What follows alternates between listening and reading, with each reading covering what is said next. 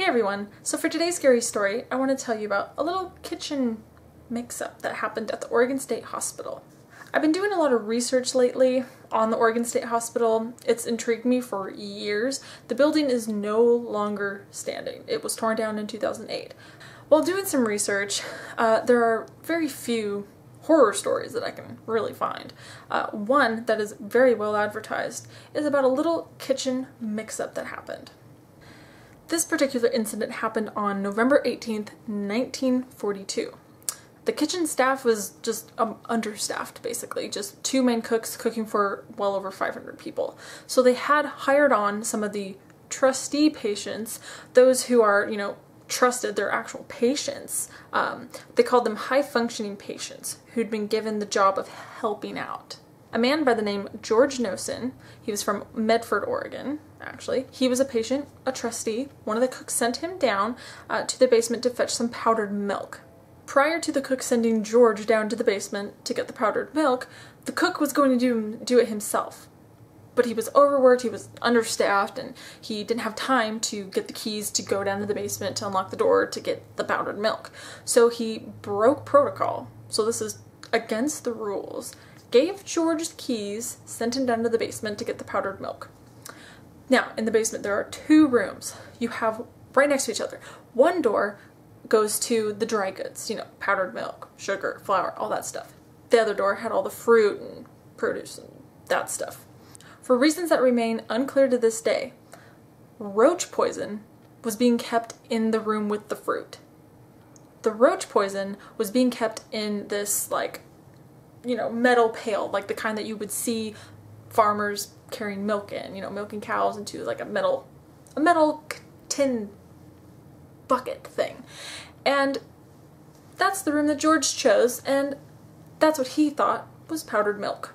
Now, the powdered milk was being used to add to the eggs, because the eggs, how they made them, they were only the yolks, not the white part of the eggs. So they would add the powdered milk to get, make it thicker and to add some texture. George returned to the kitchen with about 5 or 6 pounds of this powdered milk, or roach poison. Within 15 minutes of the patients consuming these eggs, it just turned into complete chaos. Patients fell to the floor in pain. They were screaming, yelling, some were vomiting up blood. Within an hour, some were dead.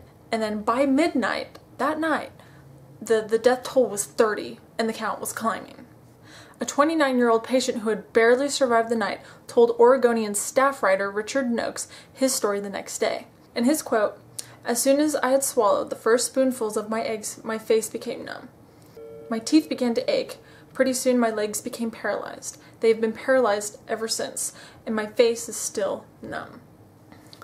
So the roach poison's active ingredient was sodium fluoride, a substance that, in tiny doses, strengthens people's teeth, but in larger quantities quickly becomes deadly.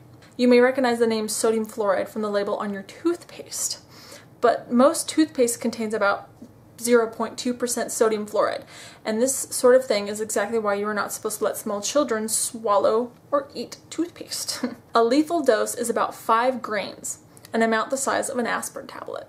The hero of the day was a nurse named Allie Wassel, who was in charge of one of the 5 wards affected. Wassel took a bite of the eggs, found them unpleasant. The fluoride would have attacked her teeth instantly, probably causing them to start aching. Hence why that other patient said his teeth were aching. She quickly ordered her patients to stop eating them. Hers was the only ward with no deaths in it, although the one bite she did take nearly killed her. Over the next few days, authorities were trying to figure out what happened. The governor sensed foul play, thinking one of the criminally insane patients did it on purpose. 2 cooks soon figured out what happened. They got George, the trusty patient, to show them where he got the bin of powdered milk from. George took them straight to the basement, into the fruit room, and showed them the bin.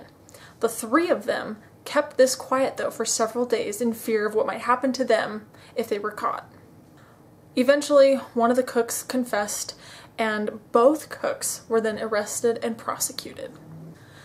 The only good thing that did come out of this was that the Oregon State Hospital required that the roach poison be taken out of the fruit room and labeled. So why was the roach poison kept with the food anyways? What are your guys' thoughts? Let me know down below, and I will talk to you later. Bye!